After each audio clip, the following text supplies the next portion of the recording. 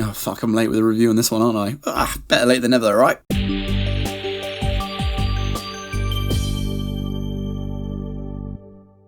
Thunderbolts. After finding themselves ensnared in a death trap, an unconventional team of anti-heroes must go on a dangerous mission that will force them to confront the darkest corners of their pasts. Or that at least applies to some of them. We've got a team-up movie with returning characters across several different Marvel projects, plus the addition of a new guy, Bob. Honestly, this was a really entertaining watch. I had a lot of fun with this. I heard the term Marvel's version of Suicide Squad thrown around a few times, and I get it, it's the rejects of society teaming up to do good. But I would still say in terms of tones and themes, it's another version of the Guardians of the Galaxy team up. What I mean by that is that we get a really fun, diverse bunch of players, most of them getting fleshed out personalities, giving the audience this sense of them being lovable arseholes that are craving this sort of companionship. Whereas Suicide Squad is more purposefully disjointed, I feel. This film toes a great line of being light-heartedly funny with entertaining classic Marvel moments, but also exploring some really darker, more intense themes of anxiety and depression. Which leads into one of my favourite things about this film, and it's the way it treats its third act.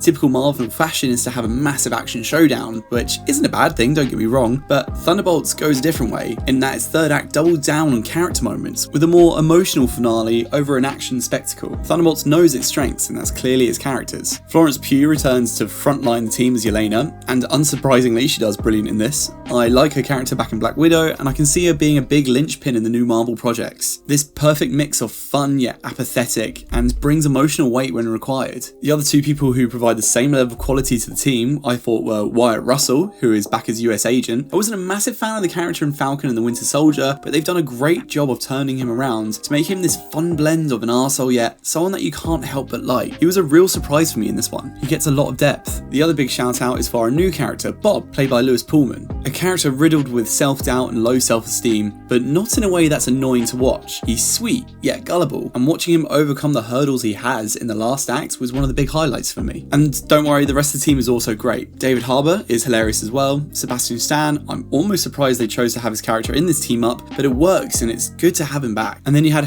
John-Kamen as Ghost, who was just such a better version of her character than when we initially see her appear in Ant-Man 2. Notice how I've missed someone out. And that's because they were criminally underused again, but I can see why they chose to do what they did. Julia Louis-Dreyfus as Valentina was also entertaining in this. You just love to hate her character. And this is kind of it. There's not really a single bad character in here, and I'd say at least 4 of them get some consistently great moments to shine and interact with each other, fleshing out some backstories and personalities to bring us to the ultimate goal, making us give a shit about them.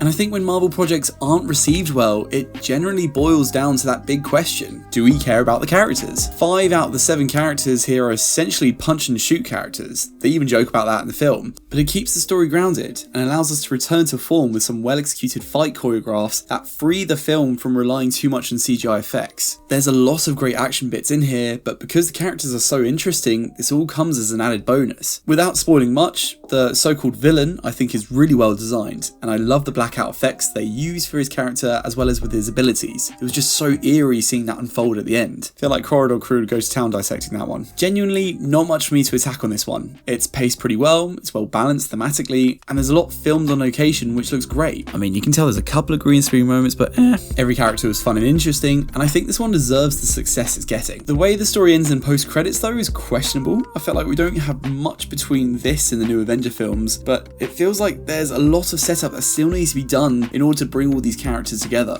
But I'm at least interested to see where we go next. So yeah, Thunderbolts, or whatever it's been marketed as now. Have you already seen it? I mean, it's been out for freaking ages now, so you probably have. If you have, let me know your thoughts down in the comments below. If you enjoyed this review, feel free to leave a like and subscribe. And as always, stay tuned for more reviews on movies, anime, and video games. Until next time, take care guys. Bye bye.